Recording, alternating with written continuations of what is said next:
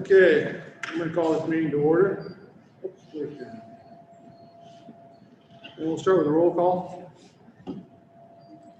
Elton, Here. Teben, Here. Pritchard, Here. Nystrom, Here. Melhouse. Here.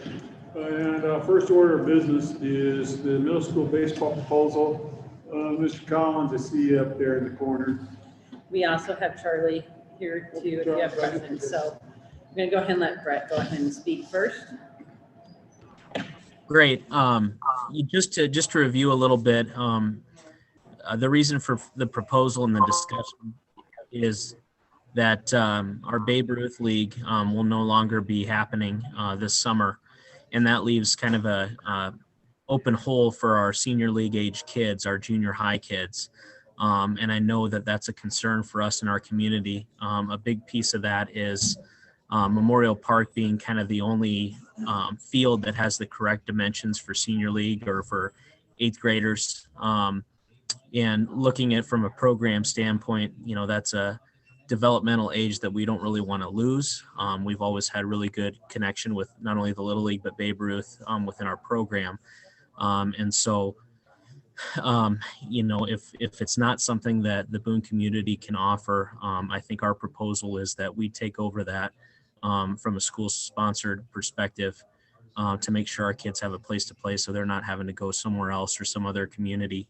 And that can be a part of our program here at Boone. I know that's something that Charlie and I have discussed, as well as a couple other community members. And I know Babe Ruth and Memorial Park would be supportive of us moving in that direction, as well as our connection with the Little League. So I know that you have kind of the proposal in front of you, and some of you have probably had a chance to look at it.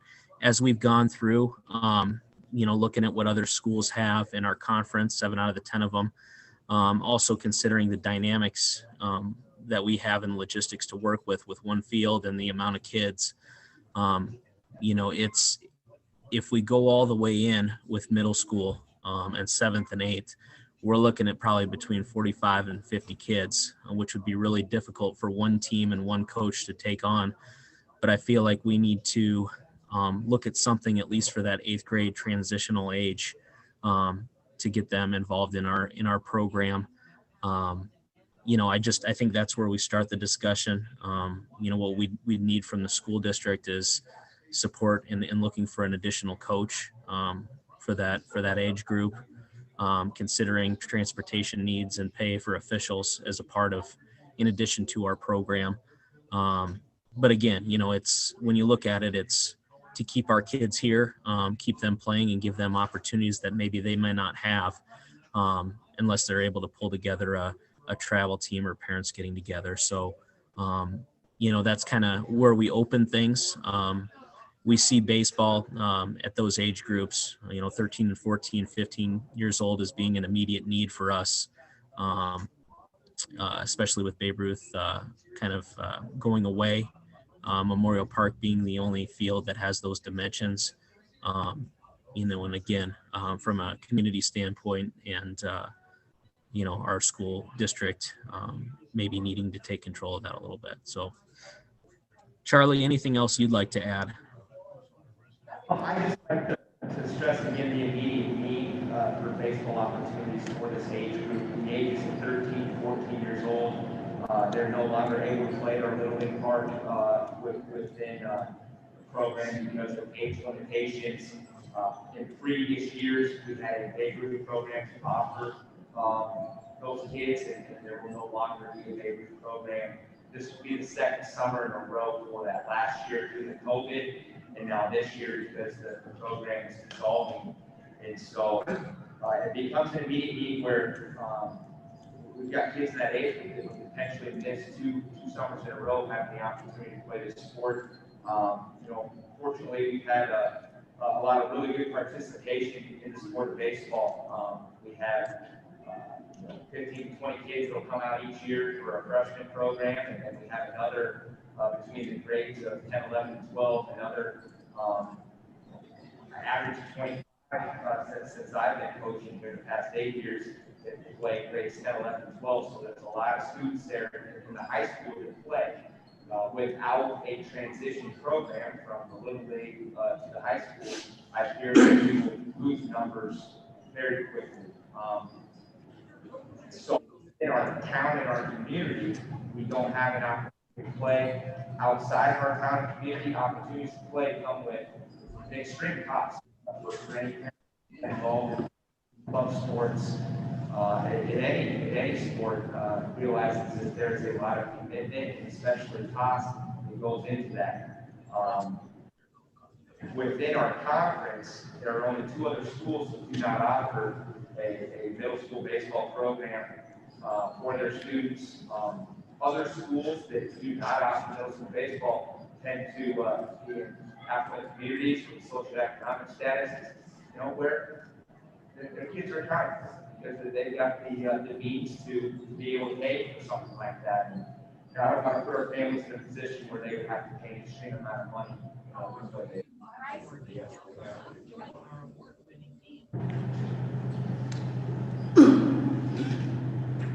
Okay, questions from board members? Is there anything in the works for softball for girls? Yeah, I can speak to that. I think for baseball right now, it's an immediate need because of the lack of availability to play in the community. For our softball program, those fields and the dynamics, they don't jump from 60 feet to 90 feet at the high school level. And so there's still the availability to play at the Little League. Also from our middle school, our incoming 8th graders have always played with our 9th grade team for softball. And we've always opened that up to our 8th graders. And the numbers just aren't there to be able to add another team or I think last year, and I'm just for reference, the last couple of years, we're at 16 to 18 kids at that 9th grade level. Half of them or less than half are 8th graders. So being able to create a team for those kids, you may not have the numbers to play the double headers and then bridge the gap of all the different high school teams that you have. I guess we're just not quite there for softball. And I know that's a concern as far as when you talk about equity in a Title IX standpoint too. I would say that that's still probably something that we would work and trend towards if the numbers are there. I feel like it's a very necessary and immediate need for baseball.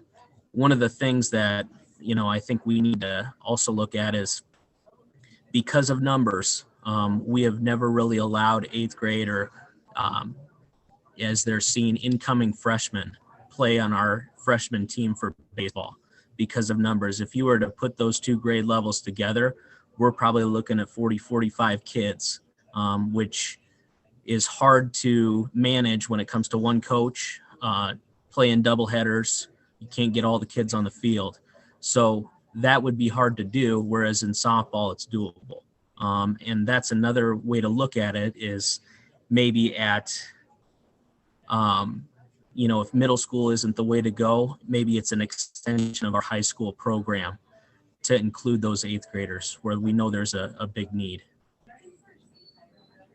Brett, correct me if I'm wrong, but my understanding is right now, 8th grade girls are going to become 9th graders that fall. Yep. Great season. They play with the freshman girls, and occasionally 1 or 2 of them might play a little bit of varsity action. On the other hand, coming 8th grade boys in their spring / before they're coming in fall soft freshmen, they do not play with the current 9th grade team, 9th graders who are soon to be 10th graders, because of numbers. We'd have too many players. Correct. Now, from a state perspective, they are considered incoming freshmen and could play for the high school program. It's something traditionally we haven't done and some other schools haven't done because there just isn't enough space. There isn't enough coaches or time for those kids to play. But that's something that we could look at too, as an extension of our high school program. Those eighth graders, becoming ninth graders, was the next Lou Brock. They might get to play a little bit of varsity action, but otherwise. they're gonna Yeah, play and I think you see more of that in softball, of kids being brought up to compete at a higher level than you do in the sport of baseball, because of the numbers and the just because there's a lot more people involved. The one thing I did notice here that has me concerned here, it says uniforms need to be passed down to tops purchased, kept by families. The Yeah. one concern there is that going to discourage some kids whose families cannot afford to take home uniforms? No, that's a great question. And I'm sorry, I hope I didn't cut you off. I'm a little behind here.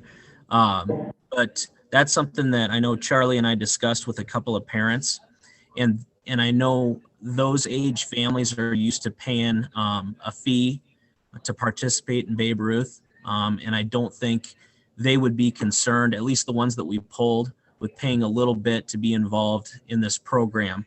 And I know in the past at the ninth grade level, they have purchased personalized uniforms from families have, because they can keep those. And then I think wearing them for practice as they get older too is helpful. If we had school uniforms, then they wouldn't be able to keep them. But I think in this case, that would be of value because they wouldn't have to pay anything to participate, but they could pay, $45, $50 for their uniform top and then keep that and wear for practice when they become ninth graders and sophomores and such moving forward. For some kid that his family was really struggling or something, if they talked to you and Charlie, they could probably find something. Yes, of course. We would take care of that either between or within our program, or we would look to Booster Club for support. Other questions from board members? Yeah, Brian, this is Pam. I have a question about seventh grade then. Seventh graders going on to eighth grade. It doesn't look like we're addressing them in this plan. Am I right? Or what you're thinking with seventh graders? Pam, did you want me to answer that? Yeah, who you Okay. or Charlie, whoever. Yeah. And we've had in the last couple of weeks, then that's a stretch from what we had in our original proposal. When we're looking at the amount of kids that we project would come out for both seventh and eighth grade baseball combined, we're looking at probably 50 kids. That would be a need for not just one coach, but in my mind, two coaches. And if they were to play a schedule within our conference, it's split from seventh and eighth, that's two teams instead of one. And to be quite honest, the facility accessibility that we have to play those games, that's an added team. So you've got high school JV or varsity JV, ninth grade, then you add eighth grade and seventh grade. A majority of those communities have multiple fields, or they have a secondary high school field. We just have one. And so that would be tough for us to pull together. I guess we didn't initially, we're thinking, we'd love to have middle school baseball, and that includes our seventh and eighth graders. But I just don't know if it's doable if we jump in all the way right now. But you're right. It still leaves seventh grade. Now, that's something that we've discussed, Charlie and I, and then we've also reached out to Boone Little League. That transitional, there's still an opportunity that they're looking at to offer some things for, I think that would be 13-year-olds to participate in the community. It'd be the smaller field, but again, that's determining whether or not kids are ready for that, and that's a huge change between the smaller Little League field to the high school field. So that can still be offered, but again, we're looking at limited facilities in one field, and I think we're all concerned that if we go there, we don't want to jump in too far without having the support that we need. Hopefully that helps a little bit. Yeah, I mean, it looks like we just don't have the infrastructure to do seventh grade and eighth grade younger kids. We just Yeah. don't have. You know, because I think the scary part is if we have a middle school baseball team and we have all those kids that come out expecting to play, and we've got double headers where you can only get 9 on the field at a time. Is that a service or a disservice to our kids? And then if we only have the 8th grade and we have 25 kids come out, that's probably right where we need to be. Okay, I And- understand. No, and Charlie, you might have more to add from that perspective too. When we're looking at this, we thought that we would be able to do a combined 7-18 and a combined 8-19. But it seemed that the amount of numbers that we'd be having out, potential for over 20 kids 7th grade, over 20 kids 8th grade, without hiring an additional coach. So instead of just asking for one more coach, we'd be asking for 2 more coaches and then running 2 other schedules. So I don't think that we can handle that many kids on one diamond, and only asking for 1 coach. Pat, Okay, not trying to extend it to the 7th grade, but just wondering, has there ever been any discussion with DMAP about using a field?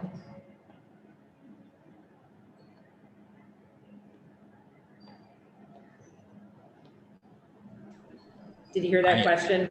I think not specifically for baseball. Charlie may know a little bit more about the history there. I know for softball, DMAC and us both played at the Little League field, and then it got to a place where DMAC wanted their own facility to be able to use that.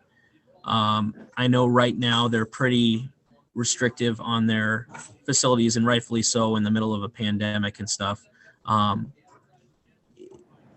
I also know that might be another situation where we may have to pay to play, and we've already got a lot of those contracts with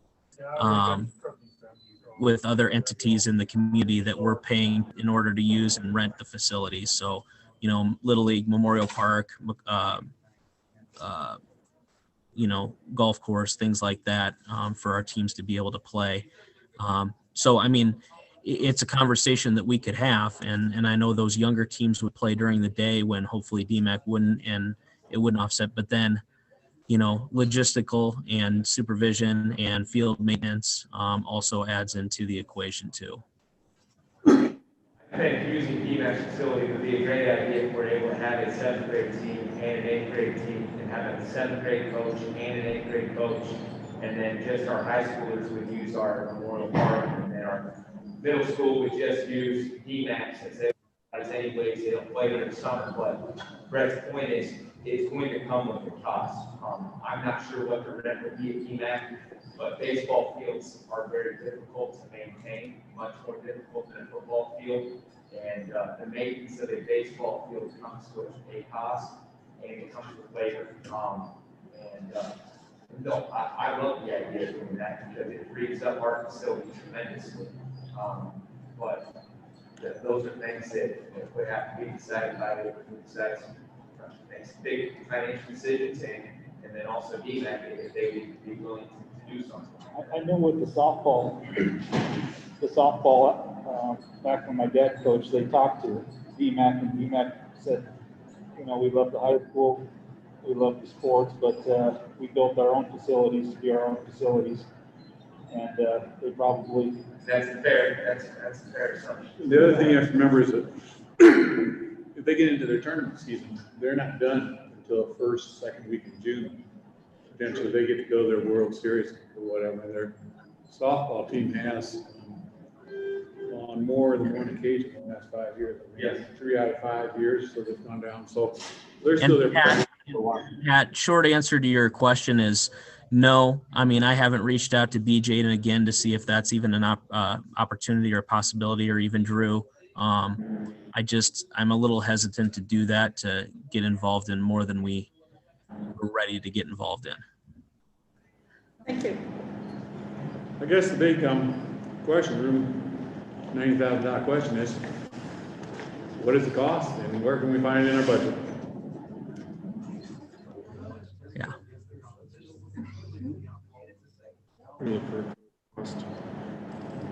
Anyone want to tackle that question? Mitch is gonna look for the cost. I can tell you the cost, I'm not, can't tell Yeah. you which quarter. Middle school.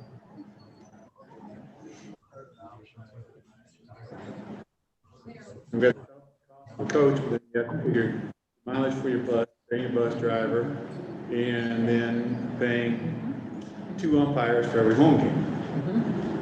Away games you don't have to cover for umpires, but you gotta cover your bus. Right, you probably know that off the top of your head, but Yeah, with the addition, I don't know the transportation piece. Stipend, and Mitch probably has, but just what is it? Probably, 2,500 to 3,000 or whatever it may be for a stipend at that level. Umpires, two per lower level game, so that's $75 a piece. So that's $150 for probably 10 games at home. So it'd be similar to what the 9th grade would have to do. Because the idea is 8th grade or middle school would play at home when 9th grade's away and vice versa. Basically, you're talking at least $5,000 if you only have $1,000 for transportation, but with the gas prices going up, and you gotta pay a driver probably 4 or 6 hours by the time you get done with the double header. You're gonna be lucky, 10 away games, you're gonna be lucky to get away with $1,000 or probably close to $2,000. $6,000 yeah, to run this program. I think that's fair.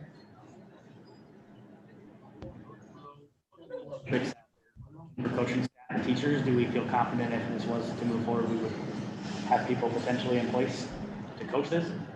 Brett, do you feel like there are coaches available if we were to even have it open? Are there coaches available even?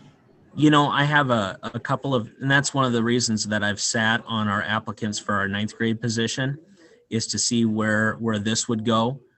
We have multiple applicants that we still need to speak with for that position.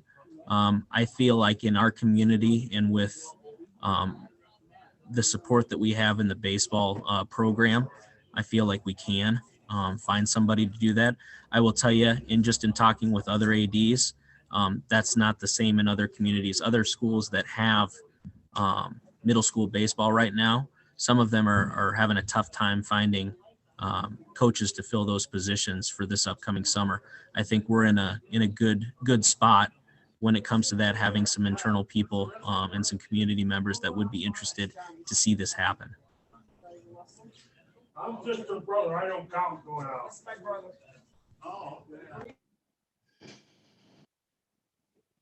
I think we can afford it as a district, so it'd be up to you guys if you want to go further or not. Okay, so budget-wise, we're okay this year. Yeah, okay. Any further discussion? Otherwise, I'll entertain the motion. I move to approve the middle school baseball program as presented. How do you want to say that? For 7th grade or 8th grade? Would you be more specific?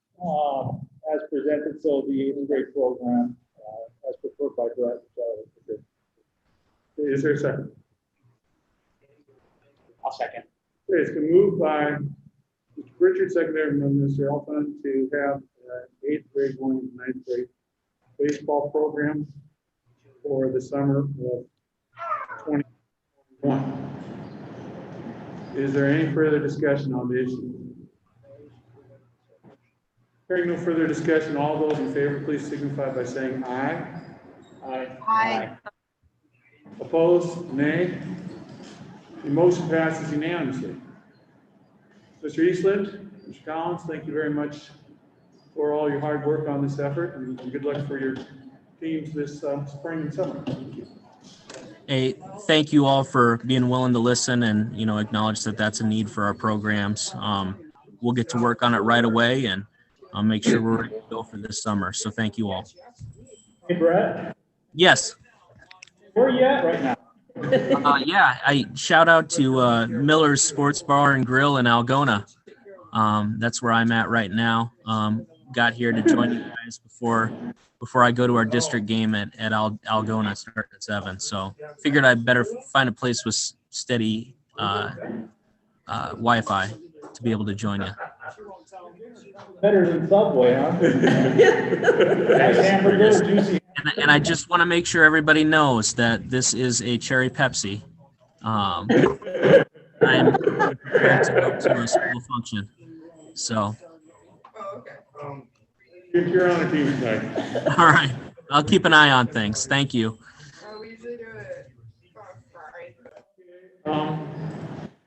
Next up is the annual school budget, which I haven't listened to these for 8 years. Let me tell you, folks, it's a whole heck of a lot better than a few years ago. Yes. We were talking about negative numbers here, so, yeah, Mitch is probably gonna tell us how horrible our budget is. But, not nearly as bad as what I've seen in past years, so. We're actually doing pretty good Yes. this year, so I wouldn't be too worried if I were you guys. Miss Superintendent Trump and I have been working on the budget for the past couple of weeks. We started working with ISFIS. Larry at ISFIS, he's really good. Trying to work through our budget, where we're going to be this year and what potentially next year looks like. Just before we start, next board meeting will be here. We will have 4 items on the agenda. We'll have public hearing first and then we'll approve them. We'll have the budget approval. We'll have the amendment for tonight for this current year, which we'll get to, budget guarantee, and then we'll also have flexible spending account. All those 4 on the agenda for next week. Next 2 weeks, 3 weeks. Next month. As most of you know, or some of you, the budget is a working document. It's an estimate of where we're going to be. We're very hopeful that we're going to get 2.4% from the state, although they're sitting on that right now. Is that past both Senate and House, or? I believe it's on the governor's desk right now. So also, this estimate here has management fund at $570,000. We use that to get to our certain tax rate. That will pay for our early retirees next year and our insurance premiums. We did have a decrease in enrollment this year, about 73.8 students or so. And then also budget guarantee. We will need to be on that this year. It saves us, gives us 1% on our budget, all property tax, but it helps us not to go in the red for next year funding. What was the state aid last year? 2.06. Yeah, And the year before was 1 point something? yeah, Yeah. yeah. And then 2.5 was the year before, I think. So 2.4 is really pretty good compared to what we've seen the last couple of years. Yeah, we used to see 4% every year, Back in the days, see. back in the good old days, so. The problem is that 2.4 is on this year's enrollment counts and not Right. last year's enrollment counts. Right, And because we lost so many students due to the pandemic, Right. it's a And we're- decrease in funds And we're overall. probably gonna have more coming back, so we're Yeah, always working this budget a year in arrears, which is a big problem. It's every school board's nightmare. Yep. The fact that they have actually done this by the end of February is a miracle. They're supposed to do it the first 30 days of their session. They never do. Usually we're sitting around till April and May, waiting for them to decide what they're gonna do down there.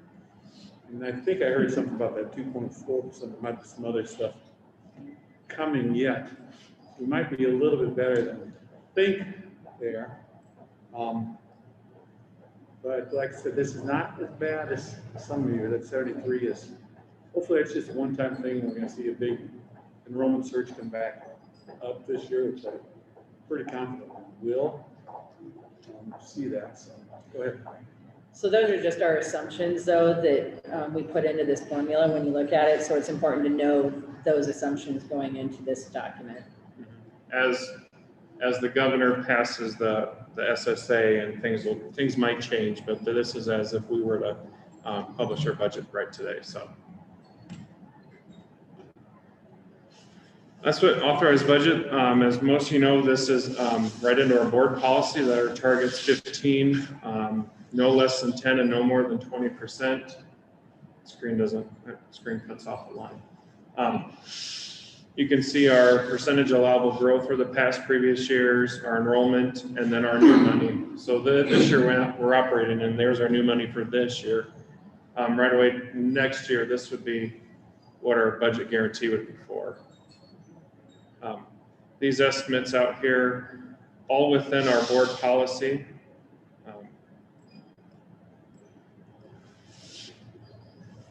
So 13.86 is projected for this year, 12.98 next, on so forth. So we're right on track there to be within board policy.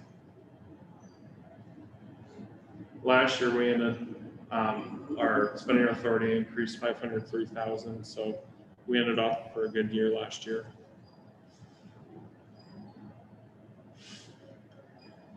Another part of our board policy, unrestricted general fund balance, that is the difference between the budget authority and the actual expenditures for the year. Our board policy is a minimum of 15% of that. We have done very well in the past few years, increasing and increasing, and the trend looks upwards for us right now going forward.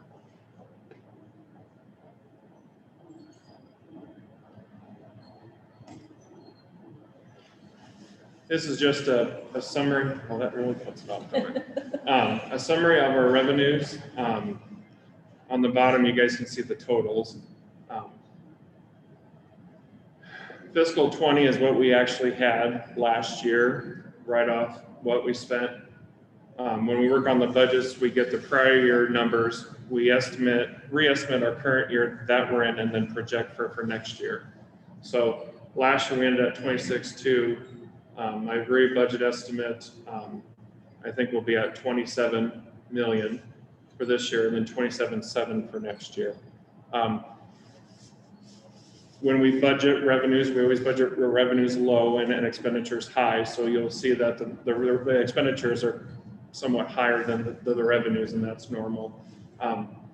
This does seem an uptick because we did have those care funds. That is in this line. You can see that has really jumped next year and this year. What's that tuition transportation received, 1.2 to 1.3 million? What's that? That would be for open enrollment. Oh, Open enrollment billing. people open enrolling into. Yeah, this is revenue. This would be in, so it'll be in, it'll be. So we don't want to see the out then. It'll be- You want to see the out, or you don't want to see the out? No. I don't know this. It's all in the top line, which is cut off, but this is 17.3 million right here. These lines are all the expenditures that we have. The main line that we need to pay attention to is instruction, which is cut off on your guys' screen. It is 17.2 million we spent last year. I estimate we will be about 18.3 this year, and then we're budgeting for 19 million next year. And that includes. This is salaries. our teachers, our associates, our tuition, our supplies, everything that is dealing with our students in our classrooms. That's usually what, about 75% of the budget? Yeah, it's a large amount. Normally staff are about 80% combined, the whole district, so it's a very large amount. And the rest are support services, administration, business office, plant maintenance, student transportation, and AEA. So last year we spent 25.5. This year I expect we're going to be 26.8, and then next year I expect will be 27.9 for expenditures for budgeted. And again, that's $200,000 more than revenue, but you said we always, That's the way to stay conservative. Yeah, because we always want revenues to surpass what we think, but we also want to spend less than what we want to. And those numbers align with these documents to make sure that we're within our board policy as well, so. Those numbers, that, I was a little scared at first when they had those in red. There's a whole lot much mention. Those red means estimates. Until I figured out that those were the future projection ones, and that they were all positive numbers, which is very, very good. If we went backwards on this table, you would see that our restricted balances were down around 10, 11, 12%. And Paulette Google used to do these projections out. And that unrestricted balance would be down to zero, negative numbers, 3 or 4 years out, until we actually concentrated real hard the last 5 years the board did on increasing our enrollment and stopping the decline in enrollment and beginning to increase. And that's why you see these numbers all heading up. Now, in general, as you look at the the total enrollment. Instead, it's slowly increasing. That has saved us, the It enrollment. really has saved us from really having to do some nasty things, so. That's So we did not schedule out an increase in enrollment, just because that's a conservative way to make sure that we don't put ourselves in a bad Right. position, because you don't And want to count 1%. on, yeah, you just don't want to, yeah, and we only have 1% for SSA, you'll notice in the future, and we're hopeful to get more, but if we keep it at 1% in projections, then we can be sure that we'll be in a good spot if that's what we indeed get, because there were several years where that's what we got, was 1% SSA. How long has it been since it was that? Just being new on this, like, I mean, It's 3 years. It's been- Fiscal 19 was 1.1. Yeah. When I 18 was started, it was 1.11. pretty high. Uh-huh. Yeah, So like that fiscal year 20 for UAV, 15.08%, Mitch, that right there means that we spent 85% of our budget that year. We have, from our expenditures, we have that much left in there. So we have, that's the, we could have 15% of the year paid out of that from our authority.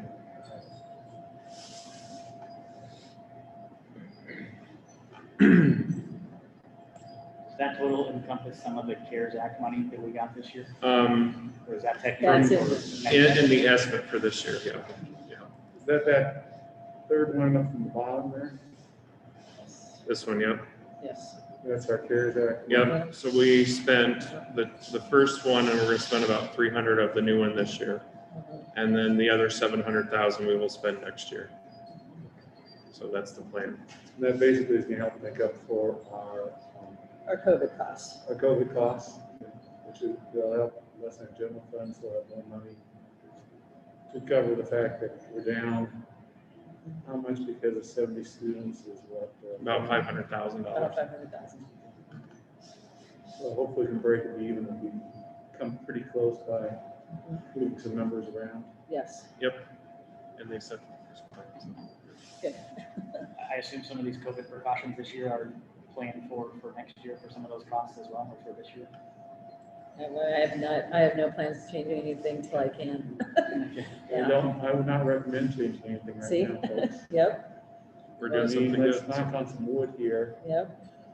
What we've been doing so far has been working. We get through one more quarter and a half here.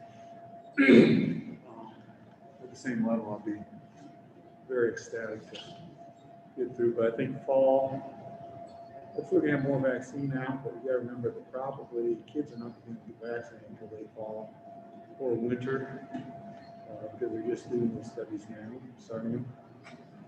Taking for probably for kids, ones can take longer, or they can decide to prove it, so. And then once they do, you got the same thing we're going through with the adults, trying to weasel enough vaccine out there to the Midlands. I think the big thing also to point out about that money is they decided to divvy it out based on Title I. And that is largely impacted by how many of our families have filled out free and reduced paperwork and have qualified. So in a year when we're able to have breakfast and lunch for free, we still need our families to fill out that paperwork if they qualify, so that funds like this can still come to us, because that's how it was distributed, was based on those numbers. Free and reduced numbers. Yeah, the free and reduced numbers, so. We still need to push that real hard. Yeah, so we just need people to understand that beyond it, the paperwork, while it helps with breakfast and lunch on a regular year, it also helps on non-COVID years, and especially during COVID year with some of these extra funds that have come about. They have determined that's how they're dispensing the In other funding. towns, they've used that, those numbers to fund different other programs. Our Title I programs are funded that way. I mean, we've got, there's and driver's. All federal programs. All federal programs, yeah. And then like, that risk program is that funded? Federal funding from that risk program. Yep. There are benefits for that number being up higher. Was it kind of controversial, made some districts upset that do some districts try to squash their number of free and reduced for optics reasons, or why were other districts not happy with the way it was. Other- Higher income. Because they had very low free and reduced Like numbers, a Gilbert, but they still like a had to spend Gilbert. money on Yeah. COVID, so Yeah. some of the larger districts, were in that position. Keys were, Yeah, Got less than we did. yeah, Right. yes, they did. Considerable amount less. Waukee, I don't think as much as we did, did they? It's like, They got about a fourth of ours. They got, yeah, Barry got even more, Barry got close to 2. Yeah. mhm. And the other money they're talking about coming out at the state level is perhaps money based on the amount of time we had kids sitting in the classroom, as opposed to hybrid or totally online. So any of that money, we should come out sitting pretty good. If that progresses, Yeah. because they were not going to, hold it against us when we had to go the 9 days off, because that was approved by the state. So that would be something that would be beneficial to our district if that were to occur, but that's not gone through officially yet. So Correct. Yeah, we don't know for sure. if it's gonna go Right. through, But if it does go through, there's if it does, it would be beneficial to us. that's one bill we'd like to see come through. Unlike a lot of school districts. Like most of the bills this year. On education. So we'll just roll right into our property tax chunk. The screen looks a lot like we're on the stock market, but it's not. You can see last year our tax rate ended up at 18.97. That's per thousand, $18.79. This year we're moving forward with no increased taxes.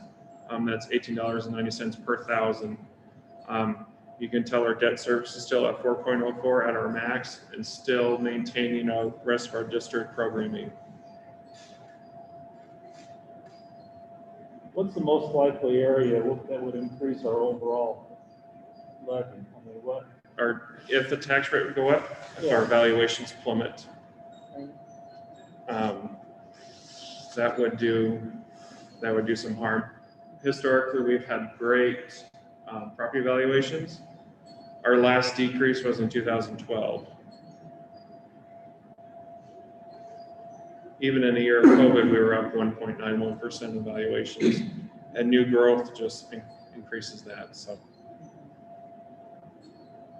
You don't foresee us having to have a sizable increase in our overall tax rate in the next couple of years?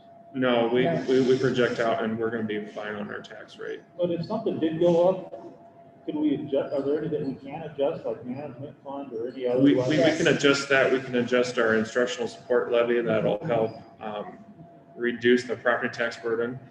So there's different ways that we can manipulate that to make it work. What do you foresee with special ed over the next few years? Julie, why are you laughing? We're working on it. I know, that's why I'm curious. It's gonna continue to be a challenge. Yeah, it always is, but will the unfunded portion or are we gonna have to levy for more and more, or do you think it'll stabilize? It seems like the years I've been on, it's been pretty up and down. It has been. We've been able to curb some costs this year. We definitely have been able to do that. There's no question. And in a year when we actually have more level 2 and level 3 students than we had before. So even staying stable, I consider that a success, because the numbers of students that are in level 2 and 3 are greater than we had last year and the year before. And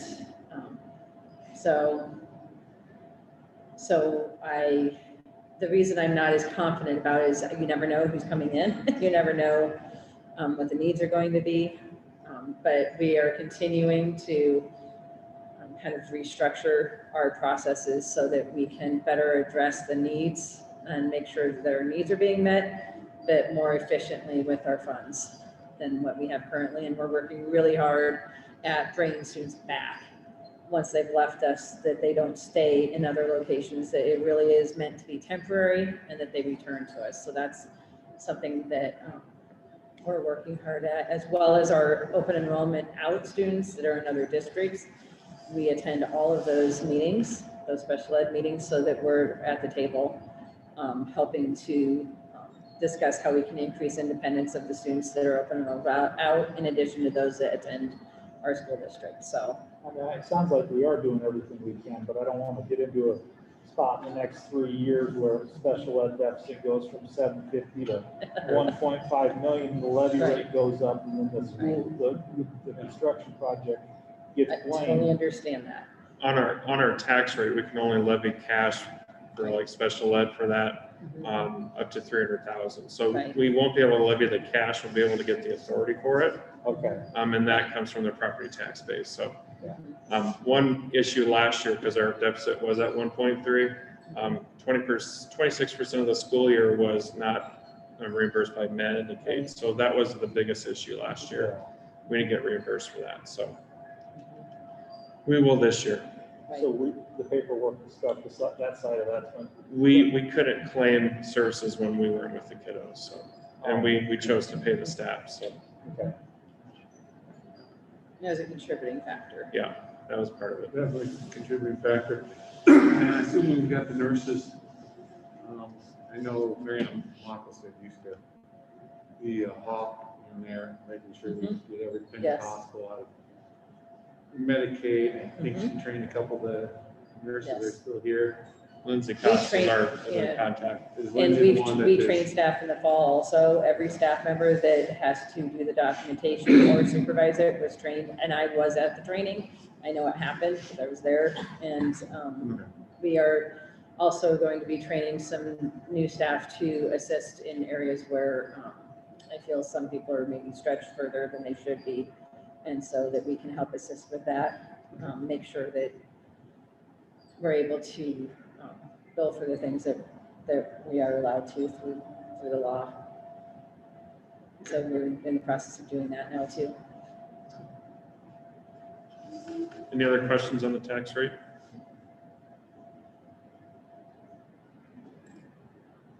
So this kind of outlines our debt. The top three you can see are general obligation bonds. The top one is one of the bonds for this building.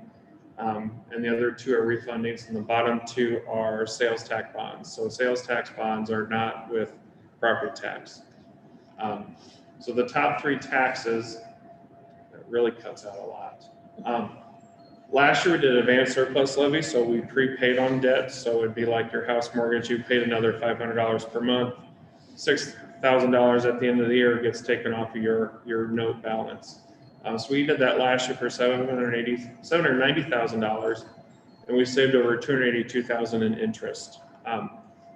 If the bond doesn't pass and we don't go forward with that, we would do another advanced surplus levy for $875,000, and that'll potentially save about $300,000 there. That would get us to a 4.05 to keep us at our tax rate. If we didn't have that $875,000 in advanced surplus levy, that would be going towards payment for a new building. So that's one of those things we're waiting to hear on how Tuesday turns out. So.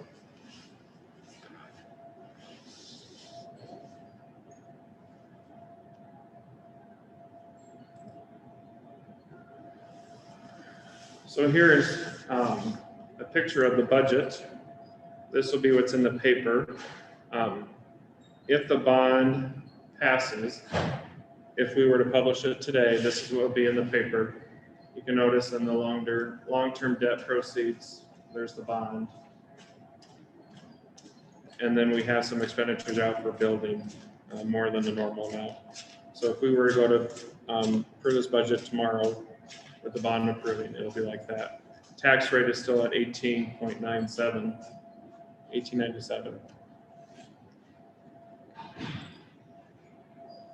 If the bond doesn't pass, notice our tax rate is still at 18.97.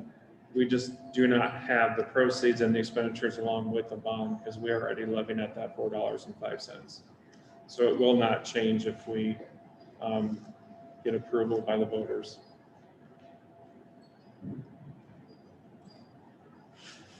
Along with approving our budget, we will have a budget amendment for last year, for this current year. We propose increasing instruction to 19.5 for increase in instructional costs, and then also increasing non-instructional programs, so our food service program, for increased supply costs too. These are normal amendments that we do every year, just we don't go over our expenditure line. So this is normal request.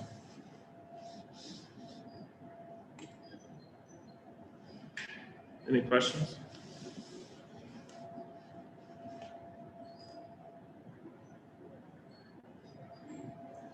This all being said, Julie, how about full-time equivalents for next year? We started looking at that. Are we gonna have to go up, down, or we able to stay the same? So we did not rehire at the lower levels when we had a decrease in students, and we had some staff that retired. If you recall, in the fall, we did not replace, and our plan is to not replace, even if we increase, because we think we'll be able to shift that. Because this year's group will be kind of a small group that will keep going through, so we'll have to shift staff. We're hoping to keep our FTE even keel. Now, if we were to have a dramatic increase in students, then maybe, but our goal right now is just to stay at our current FTE. Okay. We don't know what our enrollment's gonna be, sometimes we don't know that. We until don't, but this August next, 15th. yeah, next month, we plan to send out an informal survey asking families, do you plan to stay in the district or move, what are your intentions? And then we are going to have a formal registration process this summer, so that everyone, whether you've been in the district or you're new to the district, will register for the fall. So we'll know in July what our registration looks like, and not have to wait till August when people are walking through the door to find out. So registration will help a little bit, but we're hoping next month when we send out the informal survey that we'll have a little better idea. Sometimes people know that they're planning to move over this summer, and if they don't, they don't, but at least we'll have a little bit of a heads up before we go through the formal registration process. What about middle school and high school level? This won't be high school level.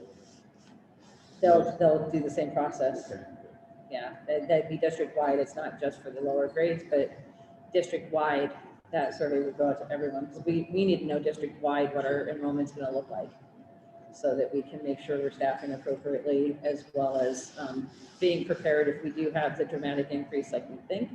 We want to make sure we're prepared for that, but we've met K-12 as an admin team to see where we could shuffle staff so that people wouldn't have to lose a job, but still maintain employment where we might have increases. So, yeah. So right now, our goal is to maintain the same thing. Right now, we're looking at the same FTE. Other questions from board members? So other than state aid and enrollment, what's the biggest thing that could affect our budget in a negative way? Next year, Yeah, open enrollment out Yeah. increase, large increase. We're hoping to keep all of them. Hopefully Right. nobody leaves us. Exactly.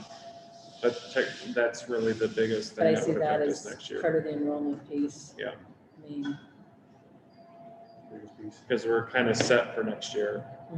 It's just, we don't know where the students are going to be, or where they're coming from, or where they're going, so. Okay. That's why every year we have a re-estimate of the current year, because then we know some more of those things. and we should know open enrolled out by March 1.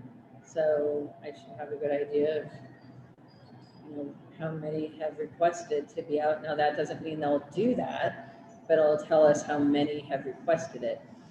So we'll be able to know that, and that's one of the reasons why we're wanting to send out intention papers in March.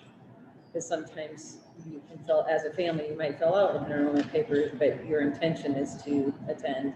It's kind of a backup plan, and it kind of helps us know what people's intentions are. what's your gauge on how people are feeling about the school, how we've handled things during this year compared to other schools in the area? I mean, are people viewing this positively? Are you concerned about open and roll out? Are there things out there that you have you worried or? So my feeling about how we've handled the pandemic is that people feel very positive about that. That's been the feedback I've received, is that people feel very good about how we've been very responsive to the data. when we've had to adjust our learning models, it was exclusive to the buildings and the grade levels affected versus district-wide. So I've had a lot of positive feedback about that. You know, unfortunately, sometimes people don't tell you if they aren't happy. So I just wondered if there was something specific about open enrollment out this year, or if it's just always a concern for us. I think for me, the main concern I have would be our online option. And so that's why we're exploring a consortium idea of being able to provide something for the families that could still remain within the district without adding FTE, which is our big trick. So that's why some of the area schools and Boone are looking at trying to come up with some kind of a plan for that. That's my main concern, because that has been something that some families have found very advantageous. How many are doing the online again this year? What's that? How many are doing the online this year? Now, it's fairly minimal, but there's still a group of families that still very much appreciate that. So we're just trying to find ways that we can still provide those options, but at a cost that we can afford. So that's our issue. And I can get you the numbers by the end of the week. I just don't have. Kind of a that niche off in the top of my head. between homeschool and fully on-site, isn't it? Having the hybrid learning or. We've had a lot of the homeschooled students come back to us that left us in the fall. They're back. We anticipate that will continue. Our parent surveys told us that especially our preschool and kindergarten numbers, a lot of those families said, hey, we're just going to wait a year. And that's what we were told. So we're waiting to see how much what they felt at the time comes to fruition. That's why we anticipate higher numbers in those grade levels in the near future, is just because that's what people shared with us. And we did, you know, we do ask when they don't come back to us why. And that was this year by and large was the pandemic. So, and we've had several move in too. So we're hopeful that those families that have moved in will stay here too. So as you all know, our count day happens in October 1 and we don't stay stagnant all year. So We always have a couple families move in the 2nd of October. yes. Yeah. With many Yes, we do. kids. Yes, we do. One year we had October 2nd. First week in October, I think we had a family of 5 and another one family of 3 moved in, and which is like 8 new kids move in a week. $75,000 worth. Mhm. Yeah, and their old district, of course, was happy as could be because Yeah. on the first they got counted, Right. and on the second, Yeah. it's third they moved, so. And every state's different that way. Not all states do what we do in Iowa. So some states take the actual days the students attend, some states do different things. So that's what we live with, is the October 1 date. So that's what we plan for. So I see a big influx of people wanting to leave because they're unhappy with this, not to my knowledge. In fact, I feel pretty good about how people feel about how we've handled things.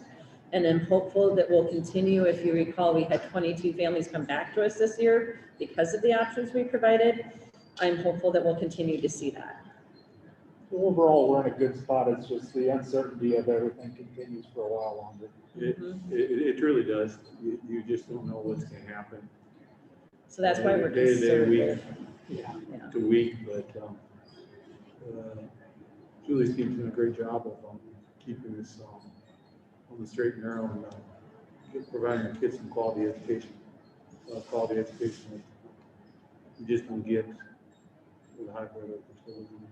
I really think the more we can share out what great things are happening in the district, the better off we are. And I think that's the key. I think we just don't realize how many families are unaware in our area of the good things that are happening in Boone. So we just have to keep trying to increase that communication about the good things that are happening. On a positive note, I have received several emails since we've had the app of questions that came to us that through the app, and I'm so excited about that because that two-way communication is starting to happen and people are starting to feel comfortable asking those questions. So, you know, we'll just continue to share and be open to the questions and try and answer them as best as we can. I think that's just going at this as a community and tackling this together is the best way to handle things. And I think that's what's been beneficial to us is we had our community support in how we handled this. They were very good about letting us know where they felt